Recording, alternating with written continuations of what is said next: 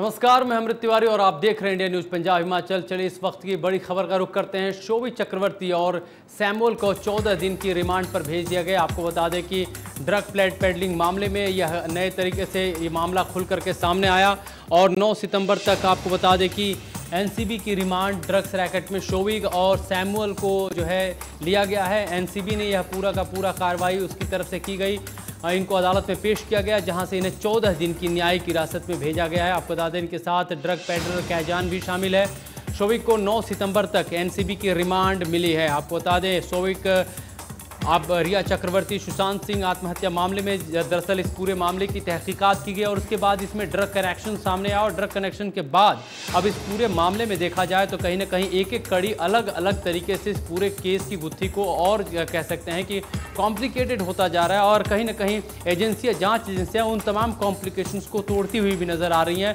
और इसी क्रम में इसमें ड्रग कनेक्शन सामने आया है और इसके तहत रिया चक्रवर्ती के भाई शोभिक और उसके अलावा 2 अन्य लोगों को 14 दिन की न्यायिक हिरासत में भेजा गया है। आप बता दें कि सैमुअल मिरांडा और शोभिक चक्रवर्ती को पहले इस पूरे मामले में इनके यहाँ पे छापेमारी भी की गई थी। उसके बाद पूछताछ की गई, इनको गिरफ्तार किया गया, अदालत में पेश किया गया और अदालत से अब इन्हें 14 दिन की न्यायिक हिरासत मिली है।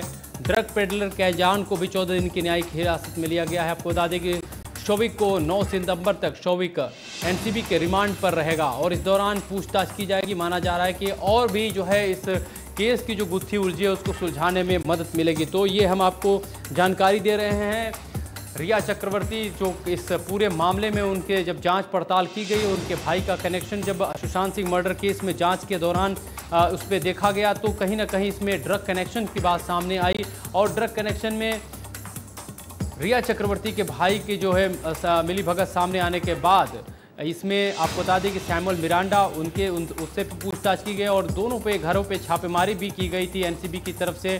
और उसके बाद से इस मामले में जो है एक और शख्स की गिरफ्तारी हुई जिसका नाम है कैजान, जो कि ड्रग पेडलर था। इन लोगों को ड्रग मुहैया कराता था और उसके बाद से जो कि इनकी गिरफ्तारी के बाद अदालत में पेश किया गया था, जहाँ से इनको 14 दिन की न्यायिक हिरासत में भेजी गई है। लेकिन इसमें से आपको बता दें कि शोभिक को रिमांड पर भेजा गया है और ये जो रिमांड है वो एनसीबी को दिया गया है। शोभिक को न्यायिक हिरासत नहीं मिली है बल्कि उसे एनसीबी की उसके रिमांड पर भेजा गया है, जबकि ड्रग पैडलर को जो है वो न्यायिक हिरासत में भेजा गया है।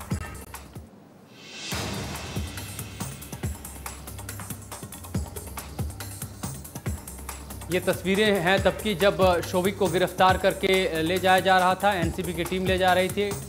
आपको बता दें कि फिर से एक बार कि शोभिक को 9 सितंबर तक एनसीबी के रिमांड के पर भेज दिया गया है। साथ ही साथ ड्रग पेडलर कैजान को 14 दिन की जुडिशियल कस्टडी यानी न्यायिक हिरासत में भेजा गया है।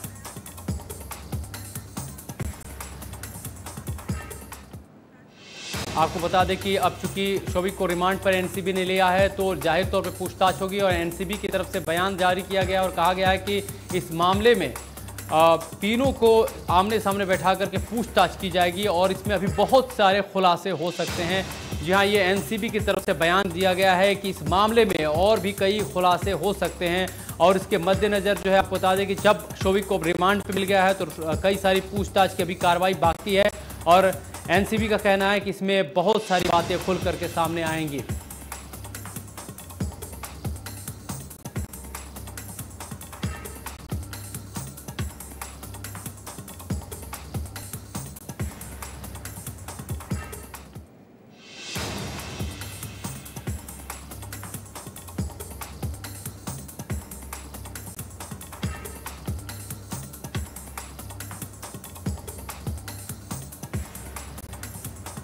चलिए अब पंजाब की खबरों का रुख करते हैं। पंजाब में हाई अलर्ट जारी किया गया है। दरअसल हाल ही में गुरदासपुर में कार जैकिंग के बाद पंजाब में हिमाचल और जम्मू कश्मीर के आपको बता दें कि राज्यों को पत्र लिखा है। पंजाब के डीजी ने यह पत्र लिखा है और इस दौरान उन्होंने पड़ोसी राज्यों में भी सिक्योरिटी मुस्तैद करने की बात कही अपने पत्र के जरिए। दरअसल गुरदासपुर में एक कार को 3 मोटरसाइकिल सवार बदमाशों ने गन पॉइंट पे लूट लिया था और कार को लेकर के फरार हो गए। उसके बाद से अलर्ट जारी किया गया है। पूरे पंजाब में हाई अलर्ट है और साथ ही साथ पड़ोसी राज्यों को भी इसके लिए सूचित किया गया है कि वे भी अपनी सुरक्षा मुस्तैद रखें।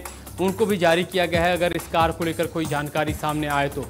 आपको बता दें कि पंजाब में लगातार इस तरह के वारदात सामने आ रहे हैं, लेकिन कहीं न कहीं इस बार इस घटना को लेकर के प्रशासन काफ़ी ज़्यादा अलर्ट हो चुका है।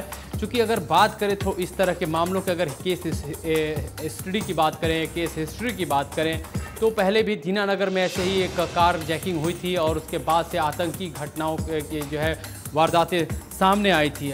उसी के मद्देनज़र कहीं ना कहीं जो है प्रशासन एहतियात के तौर पर, साथ ही साथ इस तरह के मामले जब चूँकि इतने सारे बढ़ते जा रहे हैं, लूटपाट की मामले सामने बढ़ते जा रहे हैं, हत्याएं बढ़ती जा रही हैं, नशे का कारोबार बढ़ता जा रहा है, इस तमाम बातों को देखते हुए जबकि लॉ एंड ऑर्डर के लिए एक बड़ी चुनौती बन चुकी है, तो प्रशासन पूरी तरह से अब मुस्तैदी के लिए अपने आप को तैयार कर रहा है और पूरे पंजाब में हाई अलर्ट जारी किया गया है। लेकिन आपको बता दें कि अब बेहद ही चिंताजनक बात है। तस्वीरें में आप देख सकते हैं, ये वही तस्वीरें हैं जब कार लूट करके लुटेरे फरार हुए गन पॉइंट के ऊपर। इस दौरान कार सवार को गोली भी मारी गई जिसका इलाज चल रहा है, गंभीर स्थिति है उसकी, और गोली मार करके कार लूट करके बदमाश फरार हो गए। ये सारी वारदात सीसीटीवी फुटेज में कैद हो गई जिसको हम आपको दिखा रहे हैं। बढ़ते अगली खबर की तरफ, पोस्ट मैट्रिक स्कॉलरशिप घोटाले को लेकर पंजाब की राजनीति पूरी तरह से गर्माती जा रही है। विपक्षी पार्टी पंजाब भर में प्रदर्शन कर रही है, साथ ही मंत्री साधु सिंह धर्मसोत के इस्तीफे की मांग कर रही है। वहीं दूसरी ओर कांग्रेस के नाभा ब्लॉक से देहात प्रधान बलविंदर सिंह बिट्टू ने कहा कि साधु सिंह धर्मसोत पर लगे सभी आरोप बेबुनियाद हैं। आपको बता दें कि पोस्ट मैट्रिक स्कॉलरशिप घोटाले को लेकर के विपक्ष लगातार लामबंद है और पूरे पंजाब में अलग अलग जगहों पे प्रदर्शनों का दौर चल रहा है। और इस आरोपों के घेरे में अगर बात करें तो कैबिनेट मंत्री साधु सिंह धर्मसोत है, लिहाजा तमाम विपक्षी पार्टियां उनके इस्तीफे की, तुरंत उनके पद से हटाए जाने की मंत्री पद से मांग कर रही हैं। और इस क्रम में कई जगह प्रदर्शन चल रहे हैं, लगातार हो रहे हैं और उन मंत्री के जो पुतले हैं वो फूके जा रहे हैं। कैप्टन सरकार पर कई तरह के आरोप लगाए जा रहे हैं, जिस तरह उनके ऊपर ये भी आरोप लग रहा है कि वो भ्रष्टाचार वाले लोगों को संरक्षण दे रहे हैं। और इस मामले में लगातार कहीं न कहीं कैप्टन सरकार को घेरने की प्रक्रिया चल रही है। आपको बता दें कि इसी क्रम में अब कांग्रेस डिफेंसिव मोड में आई है और साधु सिंह धर्मसोत का बचाव किया गया है।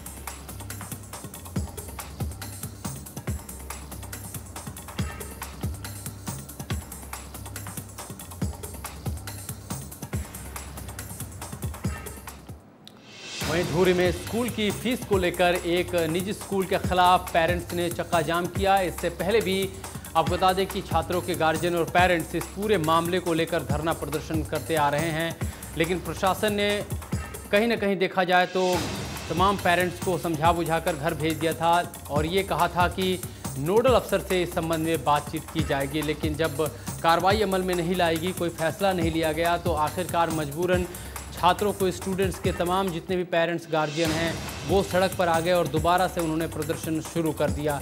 दरअसल उनकी तरफ से कहना है कि निजी स्कूल से तंग आकर वे स्कूल के आगे जो है चक्का जाम कर रहे हैं और आपको बता दें कि यह चक्का जाम घंटों जारी रहा। वहीं इस दौरान माननीय जो हाईकोर्ट है उसकी तरफ से कई फैसले, उसके जो दिए गए फैसले हैं उसके मुताबिक कोई भी स्कूल किसी भी पेरेंट्स को फीस भरने के लिए तंग नहीं कर सकता है। अगर कोई भी इस तरह का मामला सामने आता है तो वो ज़िले के नोडल अफसर को स्कूल के खिलाफ शिकायत कर सकता है और अफसर इस पर फैसला करेगा कि आखिर एक्शन क्या लेना है। लेकिन आपको बता दें कि यह गतिविधि तमाम चल रही है, प्राइवेट स्कूलों की मनमानी चल रही है और इस बाबत कोई भी, अगर कहें कार्रवाई के मसले के संदर्भ में बात करें तो कोई भी कार्रवाई अभी तक नहीं की गई है, जिससे परेशान होकर के चक्का जाम धूरी में पेरेंट्स ने किया है।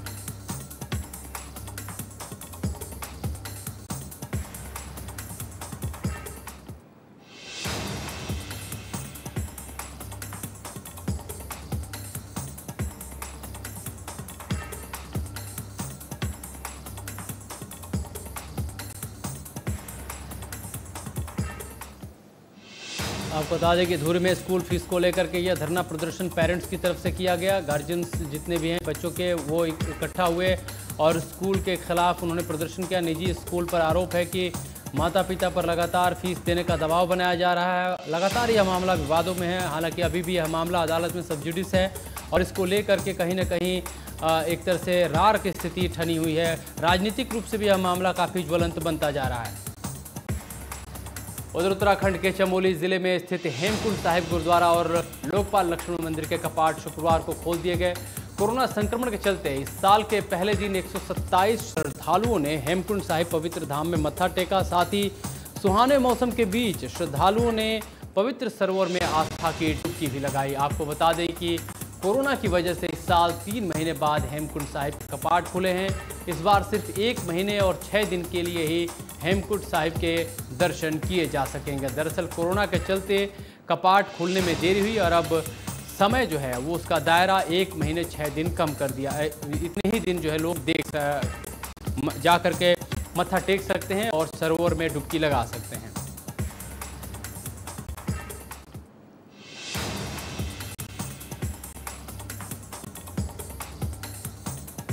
वाहिगुरू जी की फतेह। आज वाहिगुरू जी की पार बख्शिश हुई है। 4 सितंबर को श्री हेमकुंड साहिब की यात्रा का शुभारंभ हुआ है। सुबह 9 बजे साहिब श्री गुरु ग्रंथ साहिब जी को 5 पैरों की अगुवाई में सचखंड से दीवान हॉल में शुभ किया गया।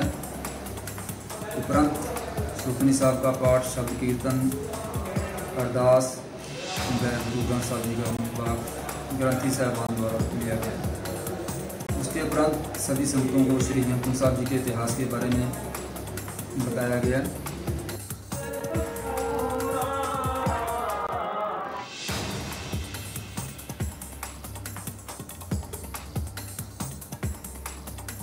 वहीं इस वक्त की एक और बड़ी खबर आ रही है खन्ना में। आपको बता दें कि आग लगने की वारदात सामने आई। यह आग मिठाई की दुकान में लगी है।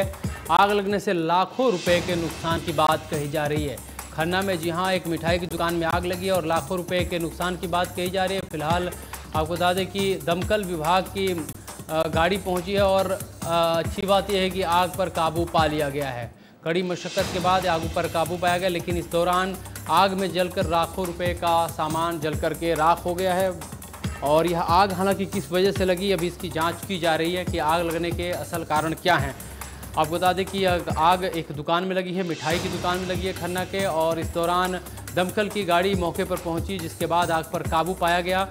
लेकिन तब तक काफ़ी कुछ जल करके खाक हो चुका था, राख हो चुका था और इसमें बताया जा रहा है कि लाखों रुपए के नुकसान की खबर है। ये तस्वीरें आप देख सकते हैं किस तरह से आग जो है प्रचंड रूप में है। और चूँकि जब दमकल की गाड़ियां मौके पर पहुंची उसके बाद आग पर काबू पाया गया, लेकिन तब तक काफ़ी कुछ जल करके खाक हो चुका था। ये तस्वीरें हम खन्ना के दिखा रहे हैं जहां पे मिठाई की दुकान में आग लगी।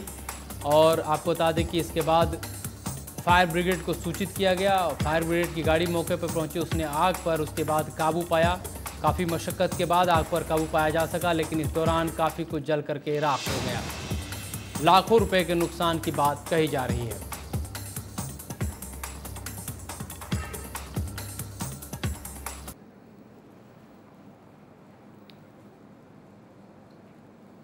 और वहीं आपको बता दें कि आग से जुड़े हुए एक और खबर हम दिखाते हैं। नाभा में, नाभा के एक रेस्टोरेंट में अचानक आग लग गई। वहां सूचना पाकर मौके पर पहुंचे दमकल कर्मियों ने आग पर काबू पाया।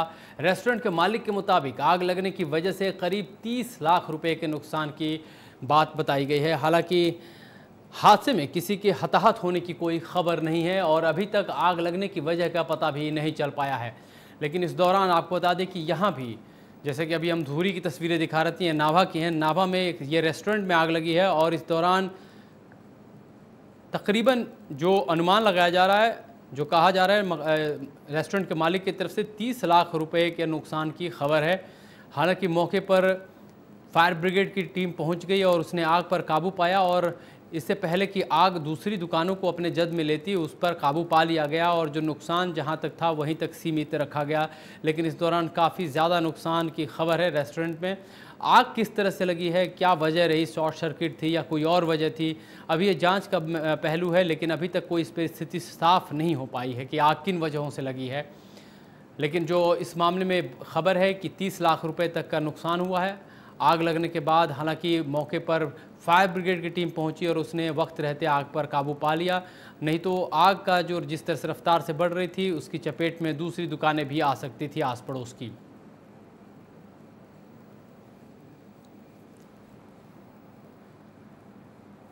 वहीं बठिंडा की केंद्रीय जेल एक बार फिर से सुर्खियों में नजर आई है। जेल के कैदियों के सेल की तलाशी के दौरान एक बार फिर से मोबाइल फ़ोन बरामद किए गए हैं। आपको बता दें कि मोबाइल फ़ोन बरामदगी की यह पहली घटना नहीं है। लगातार पंजाब के जेलों में तलाशी के दौरान कैदियों के पास से मोबाइल बरामद होती रही हैं। इस दौरान आपको बता दें कि बठिंडा जेल में कैदियों के पास से 3 मोबाइल फ़ोन, 10 बीड़ी के बंडल, 13 तंबाकू के पैकेज बरामद किए गए हैं। वहीं पुलिस जो सूचना मिली है उसके आधार पर अज्ञात लोगों के खिलाफ मामला दर्ज किया गया है। दरअसल ये स्पष्ट नहीं हो पाया कि जेल में जो यह सामान थे वो किन के हैं, चूँकि तलाशी के दौरान आपको बता दें कि ये तमाम जो मोबाइल फ़ोन के साथ साथ नशे की जो चीज़ें हैं वो भी बरामद हुई हैं और यह किसकी थी यह स्पष्ट नहीं हो पाया। इस मामले में अज्ञात लोगों के खिलाफ इसलिए मामला दर्ज किया गया है। पंजाब के अलग अलग जगहों में लगातार आए दिन छापेमारी होती है और आए दिन मोबाइल फ़ोन बरामद होते हैं। दरअसल मोबाइल फ़ोन मिलने से एक और संदिग्ध स्थिति इसलिए भी है और बड़ी ख़तरनाक है क्योंकि काफ़ी जो खूंखार कैदी हैं वो इन जेलों में बंद हैं और वहाँ से वे अपना नेटवर्क मोबाइल फ़ोन्स के ज़रिए आराम से चला सकते हैं।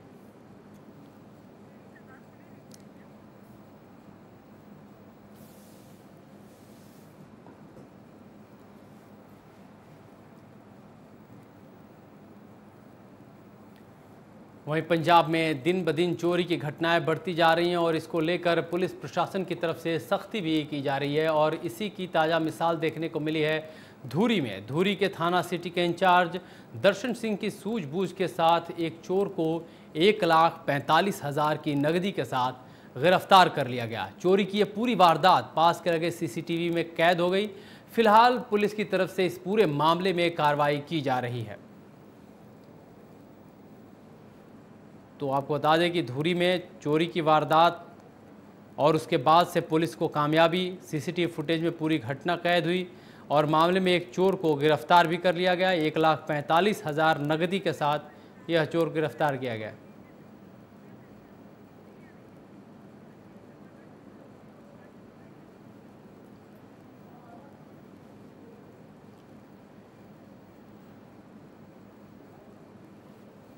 तो आपको बता दें कि पुलिस को यह सफलता मिली है जहां पे चोर को गिरफ्तार किया गया। 1,45,000 रुपये उसके यहाँ से नकदी भी बरामद की गई है।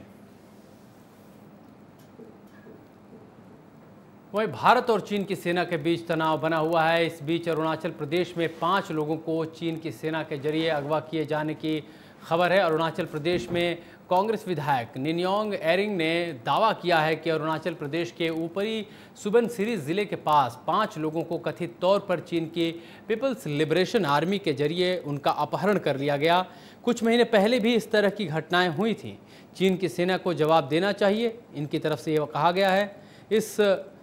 इस घटना को लेकर के आपको बता दें कि निन्योंग ने PMO को ट्वीट करते हुए जानकारी दी है।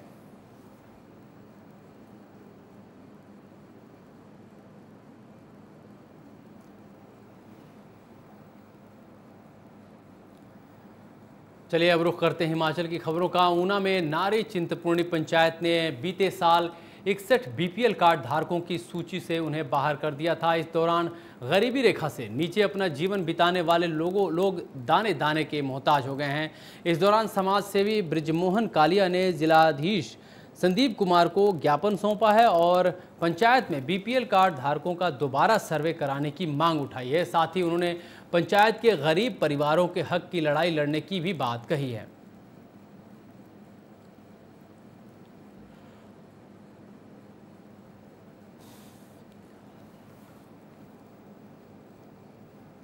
मेरा नाम बलबीर जी, साड़ा कार्ड है मेरा अंतो च नारी पंचायत चिंतपूर्णी तो अंत खड़ीता जी। साढ़े हुण पेंशन लगी है गौरमेंट तरफों।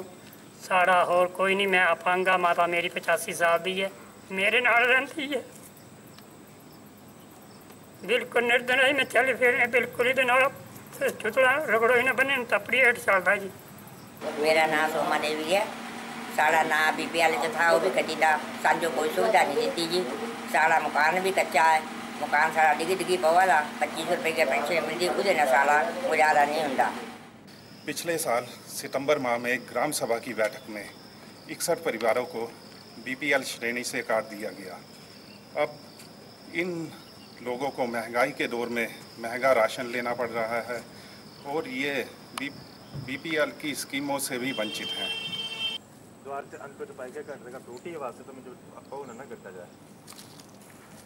आपको बता दें कि यह चिंतपूर्णी पंचायत का मामला है जहां पे बीपीएल कार्ड धारकों की मुश्किलें काफ़ी बढ़ गई हैं। पहले इनके कार्ड काफ़ी लोग जो हैं इसमें फर्जी पाए गए थे जिनका कार्ड रद्द हुआ था। अब एक बार दोबारा इसकी सर्वेक्षण करा करके जो वाजिब लोग हैं जो गरीब हैं उन्हें कार्ड जो है बीपीएल दिया जाए ताकि उनकी जो समस्याएं हैं वो ख़त्म की जा सके। इसके चलते कहीं ना कहीं जो वाजिब बीपीएल कार्ड धारक लोग हैं जिनके गरीबी की मार जिनके ऊपर पड़ रही है और ख़ास तौर पर इस कोरोना के संक्रमण काल में जब देश और प्रदेश पूरी तरह से लॉकडाउन की स्थिति में रहा और सबकी आर्थिक स्थिति चरमरा गई है, ऐसे में इन गरीबों की सुध लेने वाला कोई नहीं है और इनकी हालत बेहद ख़राब है। इसके मद्देनज़र आपको बता दें कि समाजसेवी बृजमोहन ने इसको लेकर के आवाज़ उठाई है और जिलाधीश यानी डीसी को ज्ञापन भी सौंपा है।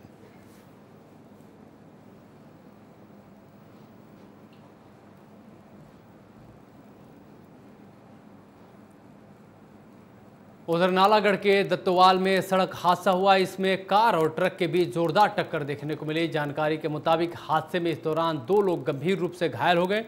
घायलों को पीजीआई चंडीगढ़ रेफर किया गया। वहीं सूचना पाकर मौके पर पहुंची पुलिस ने मामला दर्ज करके आगे की कार्रवाई शुरू कर दी है। आप देख सकते हैं कि यह दुर्घटना कितनी बड़ी थी। इसमें ट्रक भी दूसरी तरफ है और दूसरी तरफ आप देख सकते हैं कार जिसके आगे के पूरे परखच्चे उड़ चुके हैं। हालांकि इस मामले में आपको बता दें कि अभी 2 घायलों की जो है सूचना है और इन्हें स्थिति को देखते हुए गंभीर स्थिति को देखते हुए रूप से जिस तरह से घायल हैं उन्हें पीजीआई चंडीगढ़ रेफर कर दिया गया है। नालागढ़ में आपको बता दें यह दुर्घटना पेश आई और इस दौरान कार के आगे के जो परखच्चे हैं वो पूरी तरह से उड़ गए।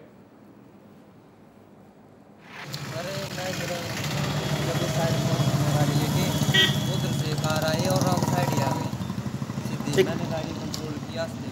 हाँ जी, वो फैमिली थी, एक मेल था ऑलमोस्ट 48 ईयर्स ओल्ड और उनकी वाइफ थी 38 ईयर्स ओल्ड और उनका बेटा था साथ में 12 ईयर्स का। और जो फीमेल थी उसके फेस पे चोटें थी और जो मेल था उसकी टांग पे थी।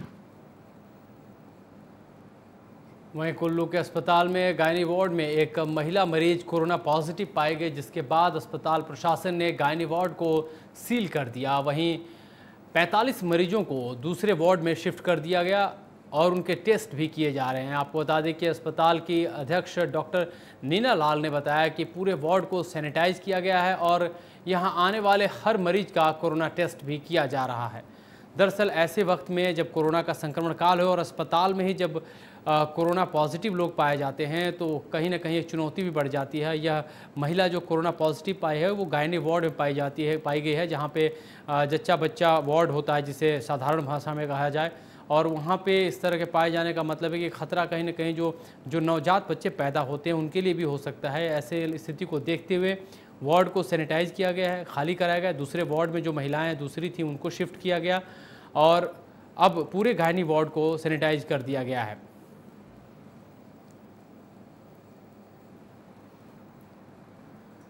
वहीं हिमाचल प्रदेश में कोरोना ने रफ्तार पकड़ ली है। कोरोना से प्रदेश में 6,850 के से ज़्यादा कोरोना संक्रमित मरीज पाए गए हैं। यह आंकड़ा लगातार बढ़ता ही जा रहा है। कोरोना के एक्टिव मामलों की बात की जाए तो यह संख्या 1822 यानी 1,822 से ज़्यादा हो चुकी है। वहीं करीब 4,000 हालांकि 932 मरीजों ने कोरोना को मात ज़रूर दी है, लेकिन कोरोना के जो मामले हैं वो बढ़ते ही जा रहे हैं और अब मरने वालों की संख्या जो है वो अर्धशतक पार कर चुकी है। यानी कि मरने वालों की संख्या 51 हो चुकी है अब तक पूरे प्रदेश में। प्रदेश का रिकवरी रेट 72% भी है, लेकिन जो मामले बढ़ते जा रहे हैं और मौतों का आंकड़ा बढ़ रहा है वो कहीं ना कहीं डराने वाला ज़रूर है।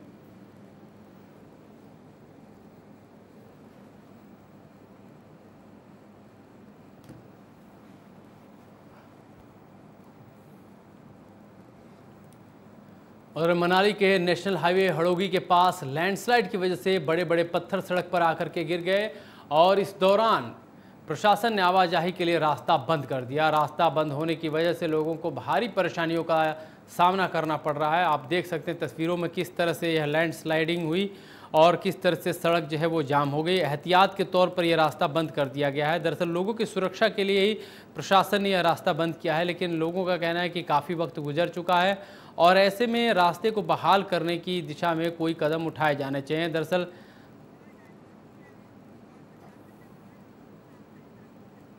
आपको बता दें कि प्रशासन ने स्थिति को देखते हुए हालांकि रूट डाइवर्ट कर दिया है और दूसरे रास्तों से लोगों की आवाजाही सुनिश्चित की जा रही है। प्रशासन की तरफ से कहना जाए कि इस रूट से लोग एहतियात बरतें, ख़तरा मोल न लें और इसके मद्देनज़र आपको बता दें कि इसीलिए रास्ता भी ब्लॉक किया गया है। नेशनल हाईवे हड़ोगी के पास ये जो है लैंडस्लाइड हुई है नेशनल हाईवे पर और इसके मद्देनज़र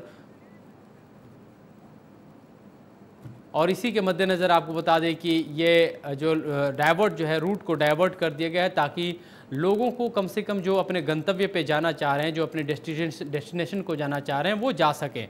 इस लिहाज से रूट बदले गए हैं और नए रूट के तहत जो लिंक रोड हैं उन्हें जो है उनके ज़रिए उनको दूसरी जगह भेजा जा रहा है।